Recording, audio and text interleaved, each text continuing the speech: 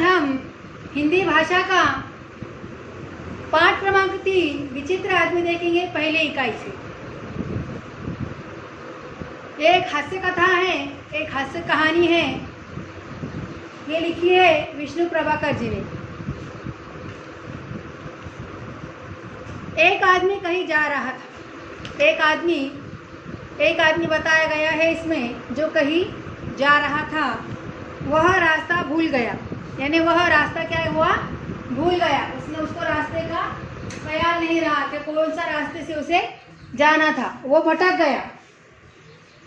उसने किसी दूसरे आदमी से रास्ता पूछा। होता है अक्सर ऐसा, कभी कभी कोई रास्ता भूल जाता है तो किसी दूसरे इंसान से वो पूछ लेते हैं। दूसरे आदमी ने बताया, नदी के किनारे जो पेड़ है उसके ऊपर के रास्ते से चले जाओ। क्या कहा उसने? नदी किनारे जो पेड़ है उसके क्या हो जाओ, उसके ऊपर से चले जाओ। नदी किनारे से ऊपर, नदी के किनारे जो पेड़ है उसके ऊपर कोई रास्ता होगा क्या? नहीं। लेकिन कहने का मतलब क्या होता है, उसके साइड वाला जो रास्ता है जो ऊपर डगर पर जा रहा है वो रास्ते से चले जाओ। लेकिन ये आदमी विचित्र था। विचित्र यानी अनोखा। ये विचित्र था, इसके समझ में कुछ आया नहीं। वह क्या हुआ, वह पेड़ के ऊपर चढ़ गया। उसे क्या कहा उस आदमी ने कि नदी किनारे जो पेड़ है उसके ऊपर के रास्ते से चले जाओ। तो उसको लगा कि पेड़ के ऊपर कोई रास्ता है, इसीलिए वह पेड़ पर चढ़ गया। उसके बोझ से पेड़ की डाल झुक गई।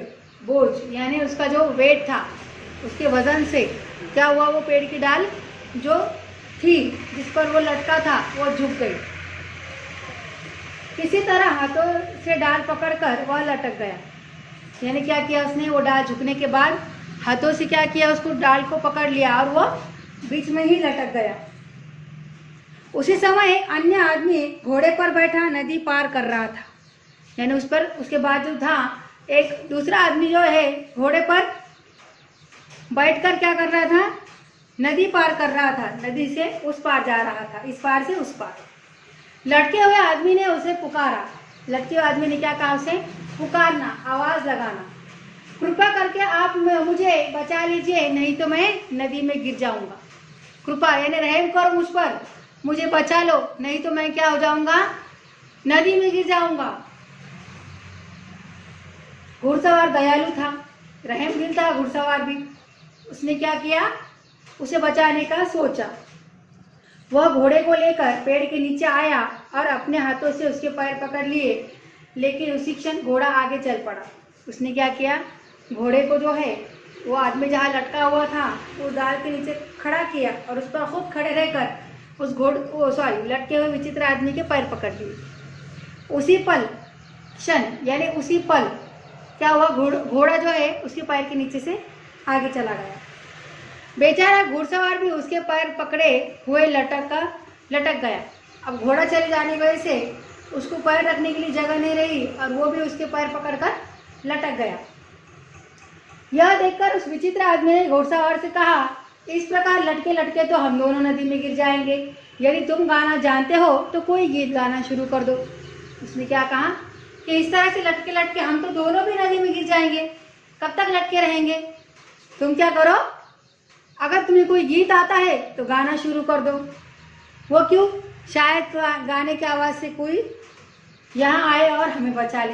यानी गाने की आवाज़ अगर कोई रास्ते पर चलने वाले किसी भी इंसान को अगर सुनाई दे तो वो हमें बचाने के लिए आ जाएगा। घुड़सवार गाना जानता था। घुड़सवार को क्या आता था? गाना आता था, उससे जानता था वो। उसने गाना शुरू कर दिया। उसने गीत गाना शुरू कर दिया। गीत बहुत अच्छा था। गीत क्या था? बहुत अच्छा था। गाने पर ताली बजाने के लिए विचित्र आदमी ने अपने दोनों हाथ से पकड़ी डाल छोड़ दी। उसने क्या किया, जब घुड़सवार ने गाना गाया, गीत बहुत अच्छा लगा उसे। उसका दिल कहा विचित्र आदमी का कि मैं क्या करूं, ताली बजाऊं इसके गाने पर। और उसने दोनों हाथ छोड़कर क्या की, ताली बजाई। आप सोचिए ये विचित्र आदमी कितना विचित्र है कि दोनों हाथ छोड़कर ये ताली बजा रहा है, तो वो दोनों बचेंगे कैसे? डाल तो कोई पकड़ा ही नहीं। अब ताली तो क्या बजती, वे दोनों उसी समय नदी में गिर गए। ताली बजती क्या, जब दोनों हाथों छूट जाए तो ताली बजाने के बजाय वो दोनों क्या हुए, नदी में गिर गए। इस तरह ये विचित्र आदमी ने खुद के साथ साथ घुड़सवार को भी नदी में गिरा दिया।